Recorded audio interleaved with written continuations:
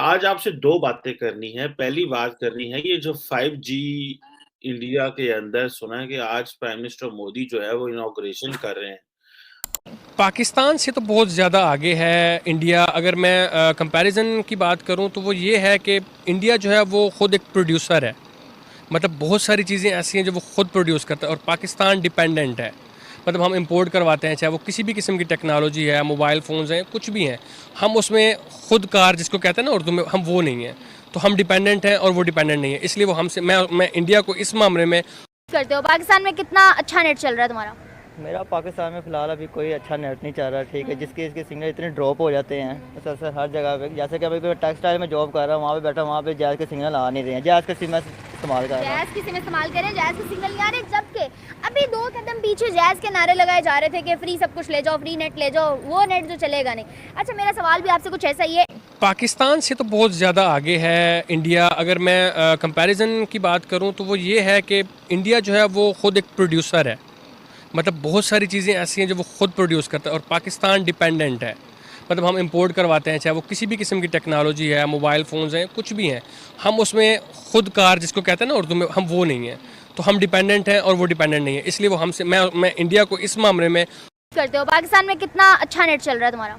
मेरा पाकिस्तान में फ़िलहाल अभी कोई अच्छा नेट नहीं चल रहा, ठीक है। जिसके इसके सिग्नल इतने ड्रॉप हो जाते हैं अक्सर हर जगह पे। जैसे कि अभी मैं टेक्सटाइल में जॉब कर रहा हूँ, वहाँ पे बैठा, वहाँ पे जैज़ के सिग्नल आ नहीं रहे हैं। जैज़ के सिम इस्तेमाल कर रहा हूँ। जैज़ की सिम इस्तेमाल करें, जैज़ के सिग्नल नहीं आ रहे, जबकि अभी 2 कदम पीछे जैज़ के नारे लगाए जा रहे थे कि फ्री सब कुछ ले जाओ, फ्री नेट ले जाओ, वो नेट जो चलेगा नहीं। अच्छा, मेरा सवाल भी आपसे कुछ ऐसा ही है। इंडिया 5G लॉन्च करने जा रहा है, क्या लगता है कि इंडिया की इतनी बड़ी कामयाबी on another hand side Pakistan में 4G मर के चलता है, लोग अभी तक 2G 3G पे बैठे हुए हैं, क्या कहोगे इस पर? इस पर कहना क्या है, अगर वहाँ पे भी 5G लॉन्च हो रहा है तो ये तो उनकी जो है, ये एक हिसाब की पॉलिटिक्स है। ये देखा जाए ना, ये गेम है सारी। इसमें क्या गेम है भाई? ये गेम है सिर्फ, ये क्या सारी गेम गेमें है? हैं। ये गेमें चलती हैं, 5G 4G होता कुछ भी नहीं है, ठीक वो है। इधर चलती हैं, जैसे मैंने भी बताया, 2 कदम पे 4G के नारे लग रहे थे, चल उनका 2G भी नहीं रहा। हाँ, ये वहाँ पे अगर 5G लॉन्च हो गया ना तो ठीक है। अगर यहाँ पे भी वो उनको देख के उनको कॉपी करेंगे, अगर यहाँ पे भी अगर करते हैं, लॉन्च करने की कोशिश करते हैं, तो वहाँ पे भी ये कुछ भी नहीं है। सोचो कि अगर पाकिस्तान में 4G छोड़ो 5G आ जाए, वैसे तो छोड़ो, क्या 4G भी नहीं चल रहा, तो बीइंग अ पाकिस्तानी क्या राय है अपने इंटरनेट के बारे में और उनकी तरक्की के बारे में? उनकी तरक्की के बारे में हम क्या कह सकते हैं। कुछ तो कहो, ऑपोजिशन है वो। 5G लॉन्च करने जा रहा है और उनका दावा है कि हम तमाम ममालिक की निस्बत सस्ता 5G देंगे इंडियन शहरियों को। क्या कहेंगे इंडिया की इस कामयाबी पर कि हम लोग अभी 4G से बाहर नहीं निकले हैं, 4G से इसे इस्तेमाल नहीं कर पा रहे और इंडिया 5G लॉन्च करने जा रहा है?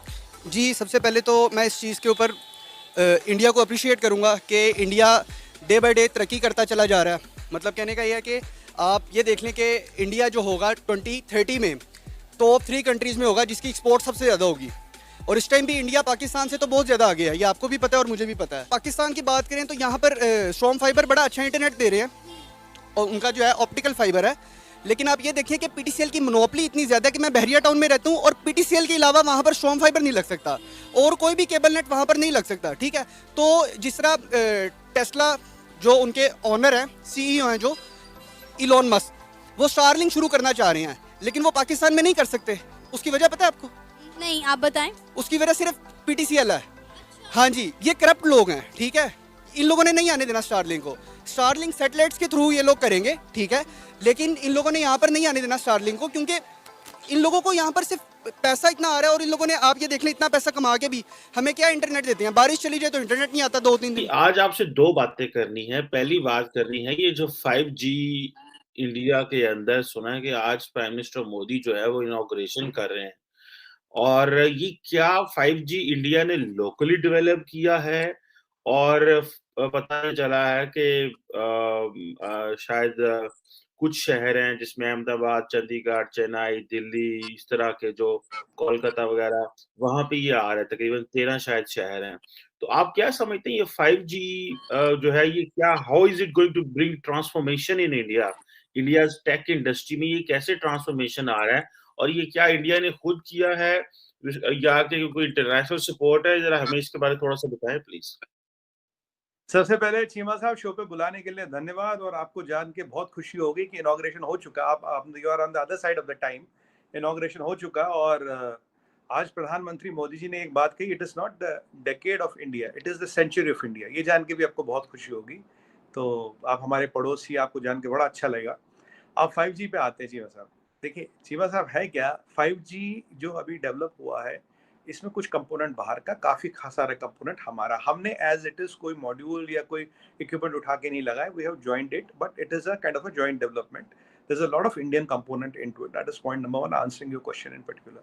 और दूसरी बात आपको बताऊं चीमा साहब, आज कुछ डाटा पे, फैक्ट्स पे बात करेंगे। ये जो अभी रोल आउट हो रहा है, आज एयरटेल सबसे पहले कर रहा है, वोडाफोन ने भी डेट अनाउंस नहीं की है, जियो भी अपना रोल आउट करेगा। और अभी तो खैर आज 8 स्ट्यू में हो गया, कुछ दिनों में ही 13 स्ट्यू पे जाएगा बाय दिसंबर 2023। रिलायंस ने बोला कि they will cover all over India including rural India with 5G। सो इस 5G पूरे इंडिया में रिलायंस कवर करेगी। और एयरटेल का भी टाइम इसके आसपास का है, when they will be able to cover the whole of India. Vodafone का भी टाइमलाइन आएगा तो हमें पता लगेगा। अब 2-4-5 चीजें इसमें जो इंपॉर्टेंट है समझने की, why it is a game changer. देखिए 5G is not only about bandwidth, कि आपको ज्यादा बैंडविड्थ मिलेगी, आपको थ्रूपुट मिलेगा। 5G makes lot of applications possible जो अभी 4G पे पॉसिबल नहीं है। 2-4 आपको चीजें बता दूं। देखिए अगर हम इस सब का एनालिसिस करें तो 3-4-5 कंपोनेंट है इसमें। सबसे पहले हम एक बात करेंगे डिजिटल इंडिया की। डिजिटल इंडिया आज जो पावर हुआ, जो आज पॉसिबल हुआ, वो पॉसिबल हुआ because of the kind of internet and kind of data coverage what we have in India and the price of the things. 4 pillar है इसके। पहला पिलर है डिवाइस, कि डिवाइस की कीमत क्या है, 2टा डाटा, फिर इसके कितने लोग कनेक्टेड हैं, और चौथी चीज है कि आप इसमें से कितने, आप इस पे क्या क्या चला रहे हैं। मतलब मोटा मोटा मैं I'm talking in a layman's language, what all can be run on it. सबसे इंपॉर्टेंट चीज जो, which is the first and important thing, is the cost of equipment.